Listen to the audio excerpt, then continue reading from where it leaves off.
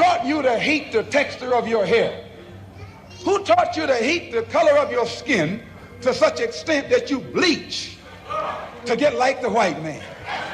Who taught you to hate the shape of your nose and the shape of your lips? Who taught you to hate yourself from the top of your head to the soles of your feet? Brought up in the United States, Malcolm X had seen and suffered from the systemic racism against African Americans all his life, with his own father having likely been lynched by white supremacists. Soon he, Malcolm X, became a prominent leader of the black separatist movement. He believed that white people could never be allies of black people in their struggle for justice. For this reason, he described Martin Luther King's "I Have a Dream" speech as the farce on Washington, writing in his autobiography that, "Who ever heard of angry revolutionists all harmonizing 'We shall overcome' while tripping and swaying along arm in arm with the very people they were supposed to be angrily revolting against?" Yet when Malcolm X went to Hajj, the Muslim pilgrimage, his perspective on the white racist changed profoundly. In his now famous letter from Mecca, he wrote, "During the past 11 days here in the Muslim world, I have eaten from the same plate, drunk from the same glass, and slept on the same rug, while praying to the same God, with fellow Muslims whose eyes were the bluest of blue, whose hair was the blondest of blonde, and whose skin was the whitest of white. And in the words and in the deeds of the white Muslims, I felt the same sincerity that I felt among the black African Muslims of Nigeria, Sudan, and Ghana. We were truly all the same, brothers, because their belief in one God had removed the white from their minds, the white from their behavior, and the white from their attitude." Here he used the word white to mean the racist attitudes he had fought against in so many white people of his day.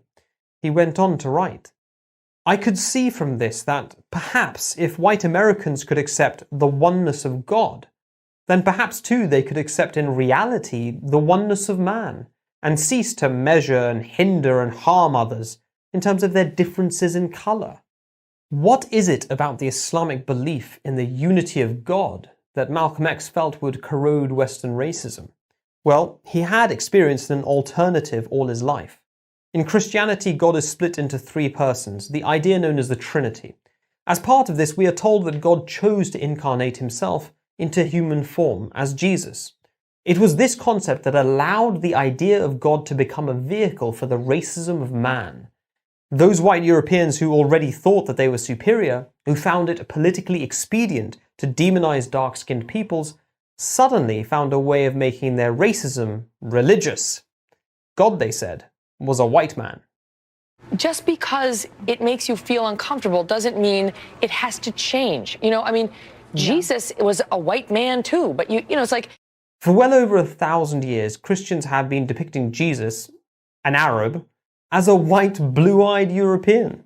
They thus solidified racism in their culture and provided a pretext for the white saviors to colonize the brown and black people of the world.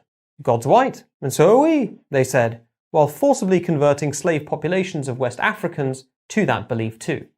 They thus entrenched in the minds of white Americans and Europeans the notion of their race as pure, heavenly, and divine. In the minds of the African American slaves, however, such depictions only reinforced their own sense of worthlessness and inferiority. With the universalization of many aspects of Western culture, not least Christianity, through colonialism, to South and North America, Australasia, India, Africa, and the Far East, this mindset reached billions.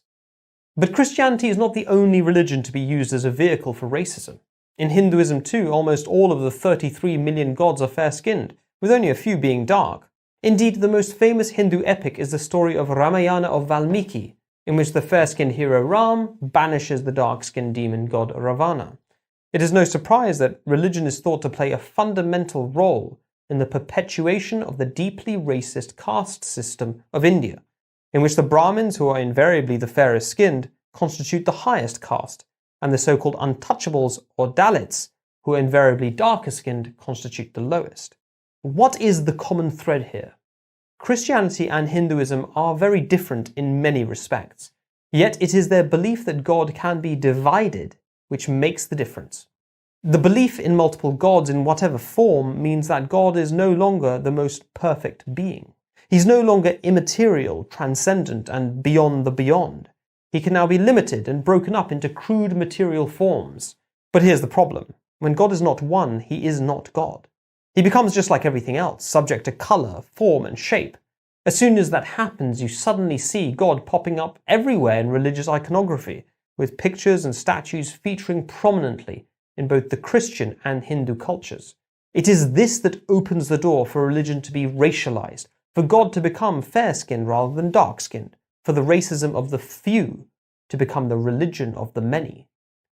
And I always ask my mother, I said, Mother, how come is everything white? I said, why is Jesus white with blonde hair and blue eyes? Why is the Lord's Supper all white men? Angels are white, Pope and Mary and even the angels. I said, Mother, when we die, do we go to heaven? She said, naturally we go to heaven. I said, well, what happened to all the black angels when they took the pictures? When one considers, therefore, the Islamic teaching that God, Allah, is perfectly one, indivisible, without form or human incarnation, never to be depicted in any way, one begins to understand the deep underlying wisdom behind it. God is above and beyond all of us, and we can only reach him through our righteousness. Becoming like God becomes a spiritual journey, not a material reality. But the wisdom of the idea that God is one goes even deeper, for it is a statement about the fundamental nature of humanity too. If God is one, then we all share the same common origin, and no one person can claim superiority over another. This sentiment found its greatest manifestation in the last sermon of the Prophet Muhammad, peace be on him, delivered on the 6th of March in the year 632 on the plain of Arafat, where Muslims like Malcolm X to this day perform the Hajj. He said, "All mankind is from Adam and Eve. An Arab has no superiority over a non-Arab, nor a non-Arab has any superiority over an Arab. A white has no superiority over a black, nor a black has any superiority over white, except by piety and good action." Does this mean that there are no racist Muslims? Of course not. But it does mean that in Islam they find no justification for their racism, and further, that Islam is a powerfully anti-racist ideology. If America and the West in general wants to be free from the scourge of racism, they need to look deeper and further back than a few years or even a few decades. They need to look at the multi-generational consequences of the belief that God can become man, and that when he did, even God preferred to be white rather than black. Thank you for watching. Please subscribe and hit that bell to enable notifications to know when we've dropped a new video. And check out rationalreligion.co.uk for more articles, videos, and other content. Peace be on you.